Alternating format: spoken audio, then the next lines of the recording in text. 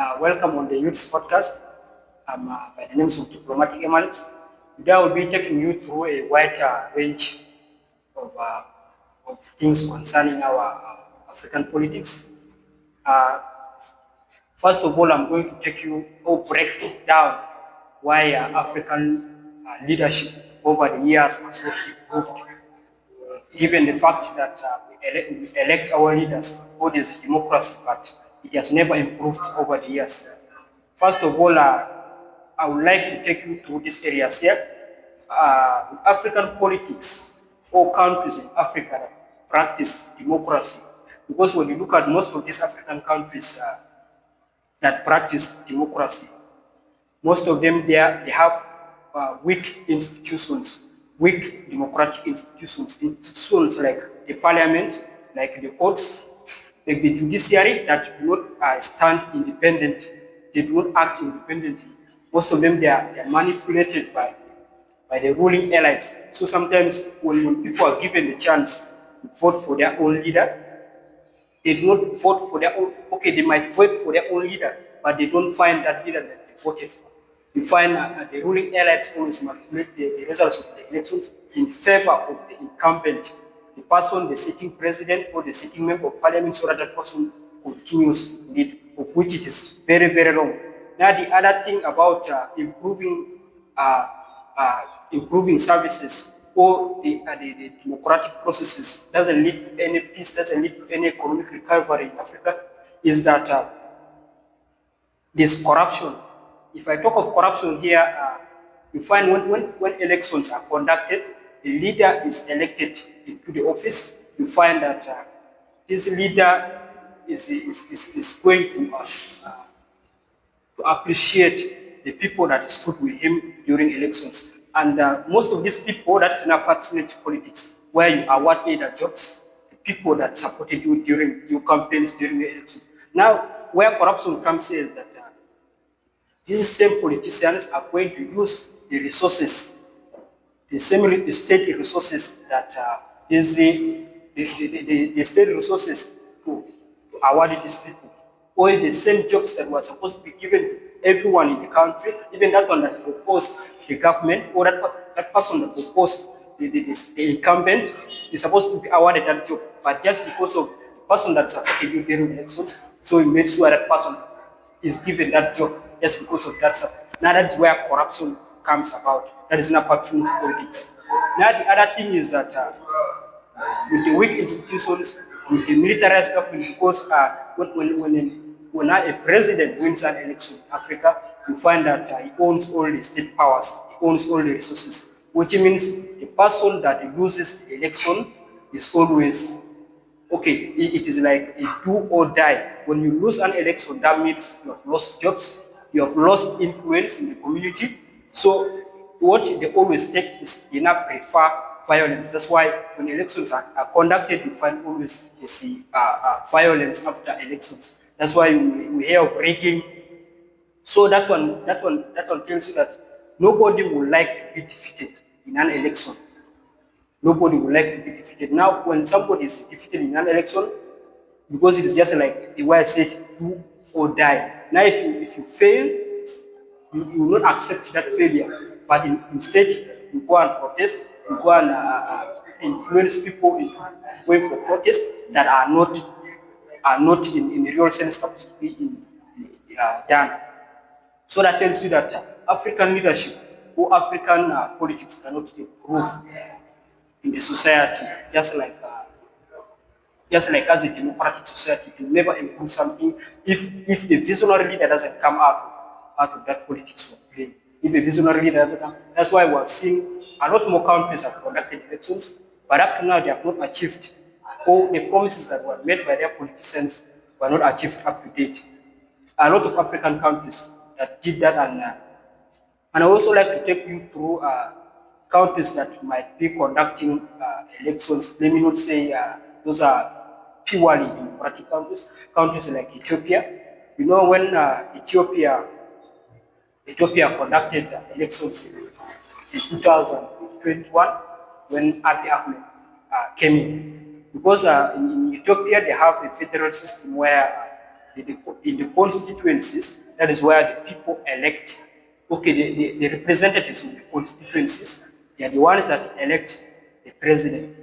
That there, not everybody is given a chance to cast his or her vote to choose the leader that they want.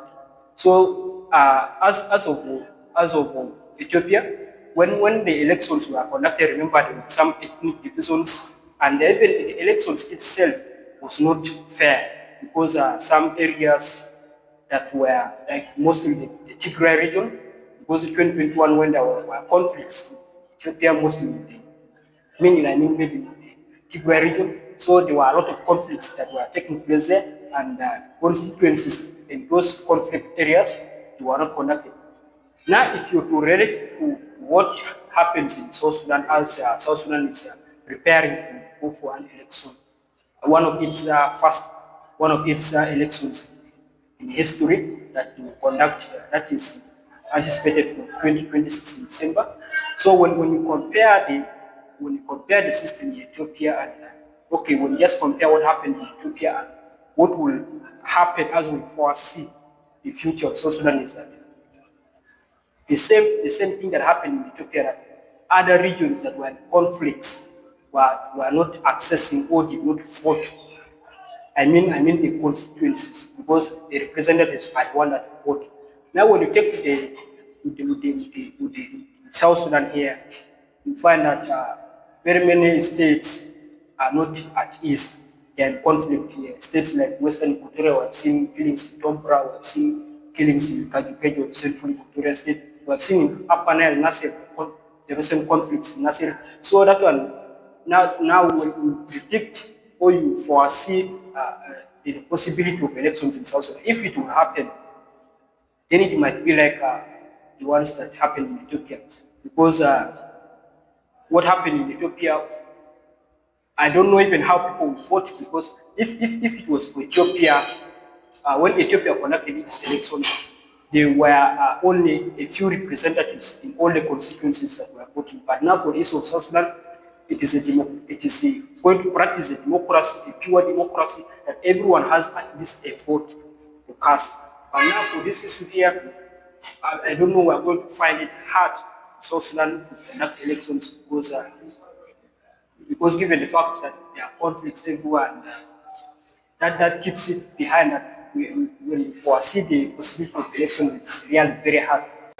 In other words, maybe I would say that democracy itself is a kind of Western tool, because looking at African leaders that have been serving for long, because when you look at countries like Nigeria, you look at countries like Cameroon, where they have these are foreign influence in the country, like Cameroon itself, because it has a lot of okay, it has agreements with France, and up to now you find the French military in Cameroon. So because even its president, President Paul Biya, who's also running for the coming elections, you find these leaders here sometimes even they rule their country when they are abroad. Uh, the same issue with the president of Nigeria. Sometimes people go out, they rule their country when they are abroad. That's why that tells you that sometimes democracy itself doesn't improve anything in African politics. Though the Western powers keep imposing that on Africa, sometimes I believe it is not something that improve leaders, or maybe give the opportunity for people to select, because these agreements here, they are terms. You find that, like for example, Paul Biya has been in power for about 4 decades or more. So that one tells you that sometimes these people, these leaders here, they go for an agreement that the colonial power will ensure that this person stays in power so that it serves their interest. Because we have seen in the last month when he made some changes in the military, that is a clear indicator that the coming elections is going to be controlled. So that one now, that is an assurance that we win an election. That's why I would say that that is a kind of controlled, that is controlling democracy through the Western powers. That is what I will say about that. Now, given these presidents like president of Uganda. Okay, let me talk of Burkina Faso, because we have seen over the years people will say, no, we need democracy in Burkina Faso, we need democracy in Burkina Faso. But if you compare what Captain Ibrahim Traore of Burkina Faso and so many other presidents combined that were elected into power, they have not been able to do the transformation that Burkina Faso is undergoing as of now. So that tells you that democracy is not the real path to lasting peace, reforms, economic reforms, military reforms, and all sorts of things in the country. So that tells you that democracy is not helping. In other words, though it is a okay, I would say elections is a practice of democracy, but it's not sufficient for the growth of Africa, because that's why I was saying these other countries that have been doing elections up to now, they have not achieved what their politicians have promised them. In the other thing, I also like to talk of elections violence, election post-violence. You see, we have seen in very many countries where elections were conducted and they were not able to accept the results, because we have seen in very many countries, as of, for example, we have Mozambique. When Mozambique conducted elections last year, we saw how the opposition rose to stage protests in the capital city, and so many other people were injured, others were killed. And we have also witnessed from the post-election violence in 2007, that was in Kenya, when the incumbent Mwai Kibaki and Raila Odinga, and what had brought them together was until the Secretary General of the UN had to come and make peace with the two, and Raila Odinga was appointed as a prime minister. Now that one tells you that people do not accept the results even when they go for elections. Now I don't see elections being one of the practice, or I don't see elections being one of the practice of democracy that will lead us to lasting peace, that will lead us to whatever we wanted in the future.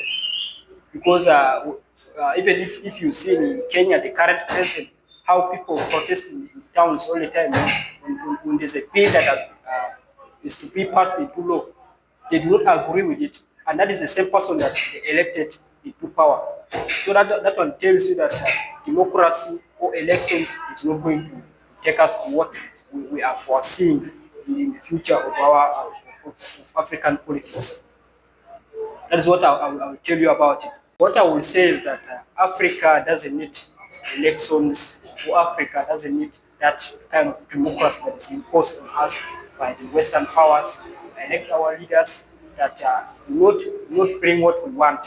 So, because I've watched an interview of Honorable Robert Chagulanyi, the opposition leader in Uganda, when he called upon President Ibrahim Traore to conduct an election so that he will be elected as okay, so that people will know that is their president that they elected.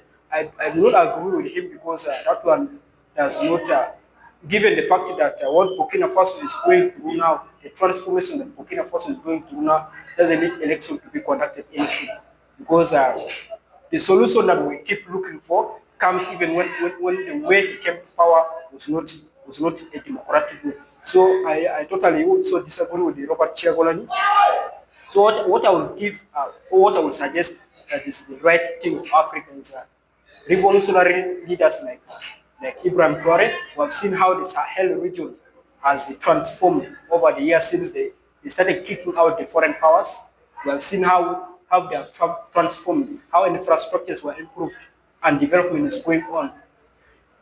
So that is what I would commend that to be done in Africa.